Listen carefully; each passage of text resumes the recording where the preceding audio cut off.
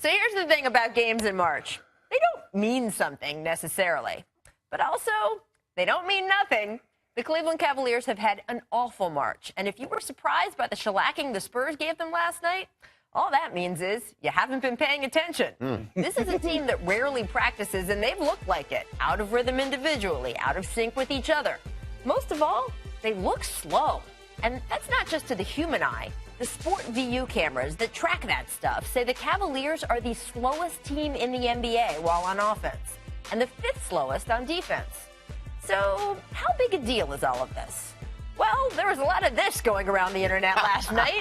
And after the game, Ty Lue did the human version, saying, quote, "I swear, I promise, we're going to be fine. I'm not pressing. We're going to be fine. We just got to play better. That's all. We're going to be fine." LeBron James, less rosy, telling reporters this is, quote, "a delicate time for the team." Ooh. And Kyrie Irving went even further down the sadness spectrum, so bothered by his part in the Cavs' 74-point effort, he came back out onto the court postgame to take extra shots. Look at me, America. The real answer, of course, is always somewhere in the middle.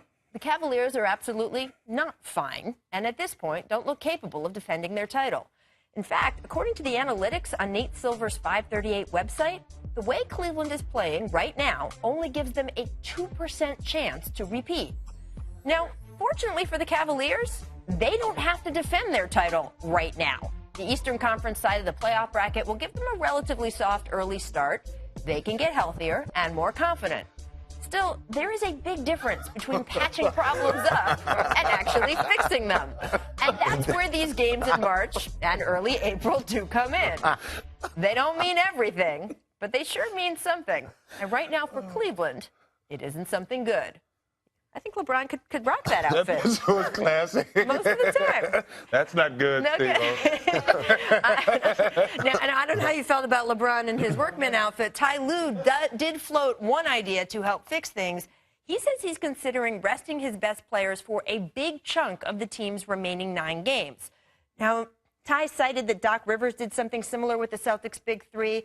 He's actually misremembering this a little bit, guys. We went back and looked. In 2008, the guys rested at just 2 games at the end of the season. That was after their seeding had been locked in. And in 2010, it was just the last game that Doc rested all 3. But still, you know, however you shake it. What do you think of Ty floating this idea? Maybe in these last 9 games, you won't see the Big Three much. Well, if anything, LeBron, you can rest LeBron, but everybody else needs to play. Kevin Love and J.R. Smith missed enough games due to injury. Losing those guys, it messed up the chemistry of the team. So you have to get some kind of identity and have to get a good feel about yourself going into the playoffs. So if anybody rests, it has to be LeBron, but the rest of the guys need to play. Yeah, I'm with Stat. We've talked all year long about the need for LeBron to rest. You had the meter that comes up every minutes. He plays a lot of minutes. He plays a lot of minutes, and that's great. But this isn't about, hey, it's on the schedule. This is about they're panicking now, and they're looking for any sort of thing to shake things up. And especially like what Stack said, you got guys who haven't played. So they have to figure out how to reincorporate those guys, and more importantly, how to get them better defensively. Now, I know yesterday he had some sort of comment. I don't know if we talked about it that much. We did. We'll take a listen to what he said yesterday. We got to hold back. I mean, we can't show our hand early because, like you said, these are some good teams, and we don't want them to be able to come into a series being able to adjust to what we do. So, we just got to play our normal defense until we get there, and then we'll see what happens. It's a secret. The secret defense, by the way. I've never seen a secret defense in the history of the NBA. Me neither. After 3 possessions, you figure it out like, okay. We know what they're doing. We know what they're doing.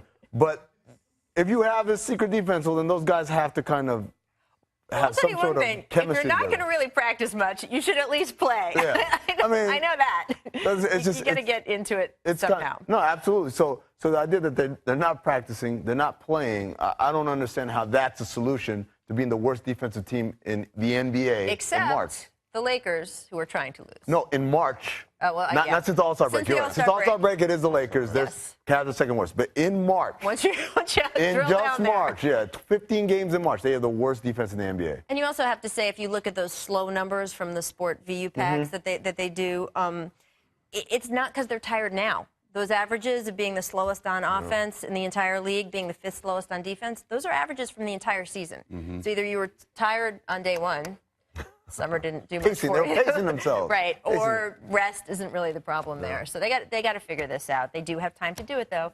Not time to panic.